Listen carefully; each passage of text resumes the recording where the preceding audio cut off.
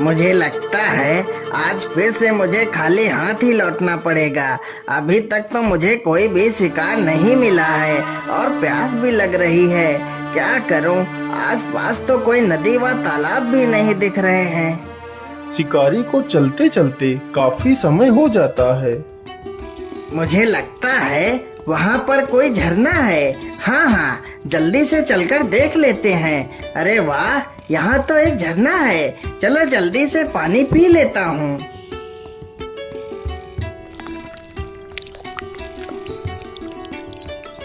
अरे राम राम राम, अब मेरी जान में जान आई। पानी के बिना तो मेरी जान ही निकली जा रही थी। चलो अब शिकार ढूंढते हैं।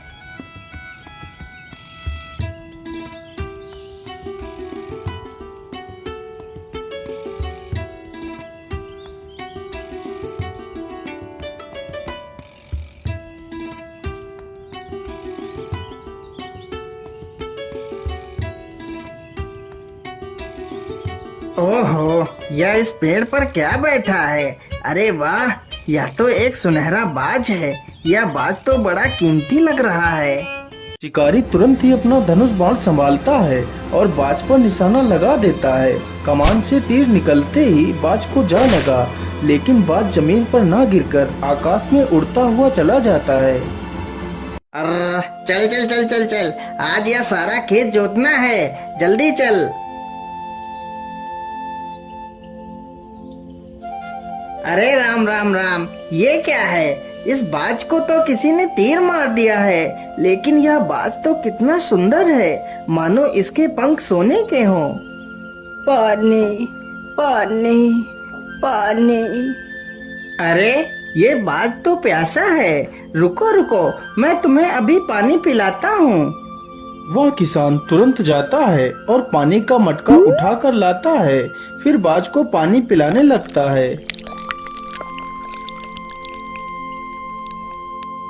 मेरी मदद करो, मेरे शरीर से इस तीर को निकाल दो। मुझे बहुत दर्द हो रहा है। अच्छा अच्छा, रुको, मैं तुम्हारे शरीर से इस तीर को निकाल देता हूँ। सजीवन तुरंत ही बाज के शरीर से तीर को निकालने लगता है।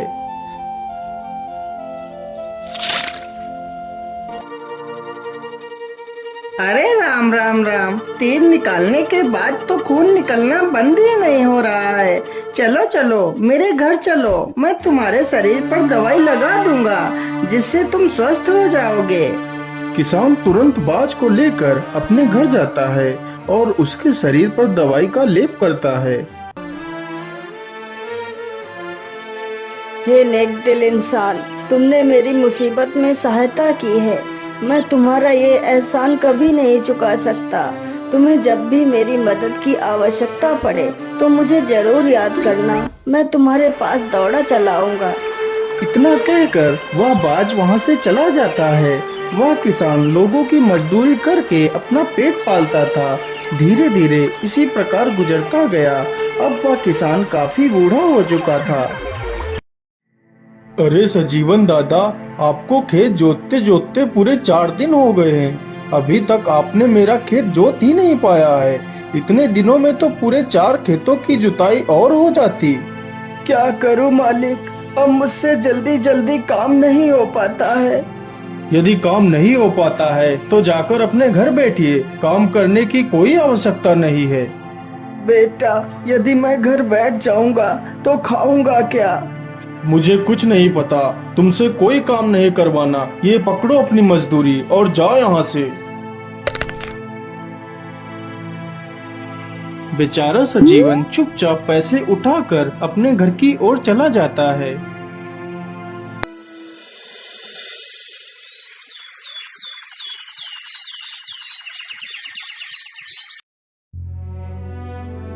हे भगवान, अब तो मुझे अपने पास बुला ले।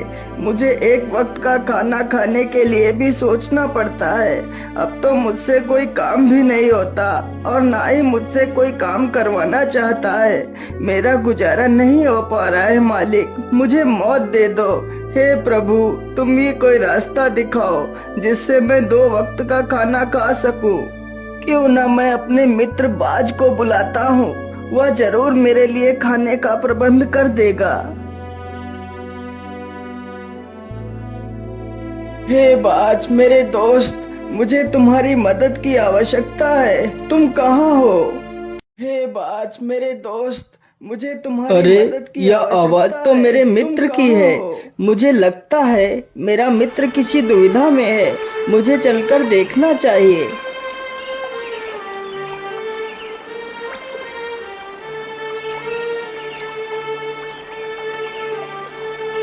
बोलिए मित्र, आपने मुझे याद किया, बोलिए क्या बात है?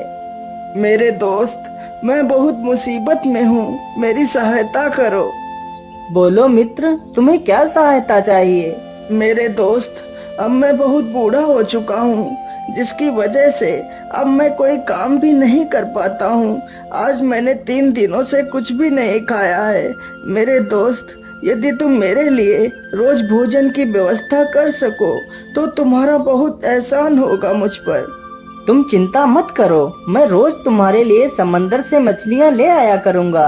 उन मछलियों को खाकर तुम अपनी भूख शांत कर सकते हो। हाँ हाँ, तुम ठीक कह रहे हो बाज। बाज तुरंत ही मछलियाँ पकड़ने के लिए चल पड़ता है। वह चलते चलते समंदर के किनारे पहुँच जाता है।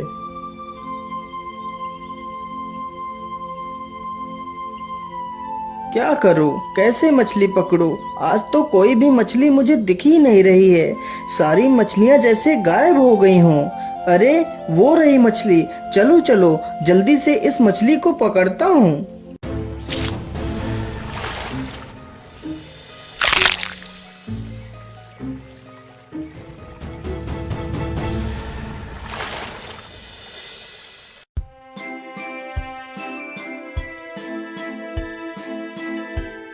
अरे वाह मेरे प्यारे बाज, तुमने तो मुझे मरने से बचा लिया, नहीं तो मैं भूखों मर जाता।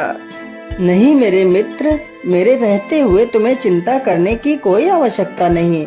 मैं रोज इसी प्रकार तुम्हारे लिए मछलियाँ ला दिया करूँगा। इसी प्रकार बाज रोज मछलियाँ पकड़ कर लाता और उस बूढ़े व्यक्ति को देकर चला जाता।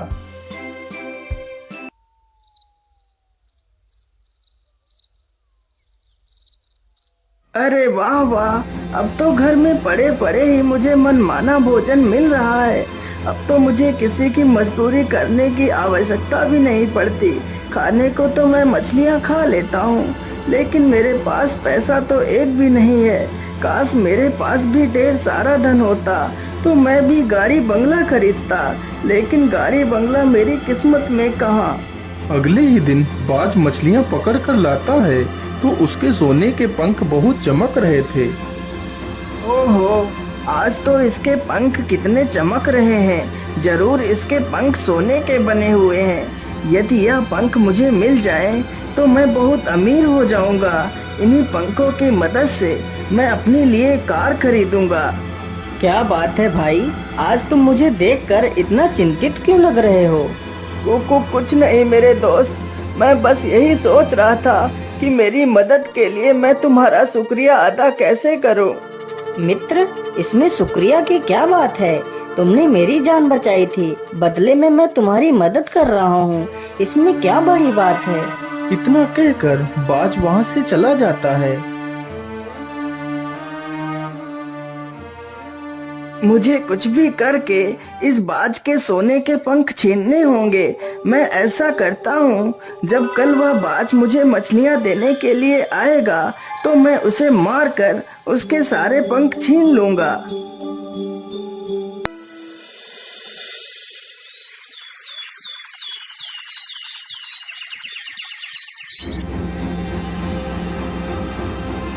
अगले ही दिन बाज जैसे ही मछलियाँ पकड़कर उसे देने के लिए आता है और वह जमीन पर बैठता है, तभी वह बूढ़ा व्यक्ति पीछे से आकर उस पर जोर से वार करता है और बाज को मार देता है।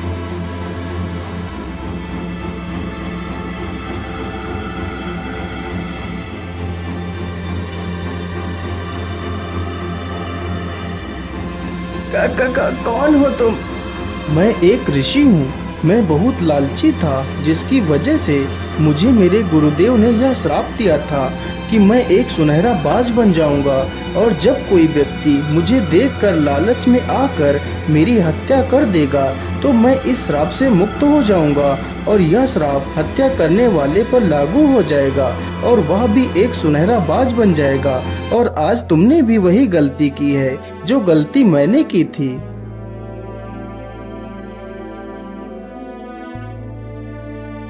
हे साधु बाबा, मुझसे बहुत बड़ी भूल हो गई है। अब मैं अपने वास्तविक शरीर को कैसे पाऊंगा? हे सुनहरे बाज, अब तुम भी किसी लालची व्यक्ति की तलाश करो। वह व्यक्ति ही तुम्हें इस श्राप से मुक्त करा सकता है।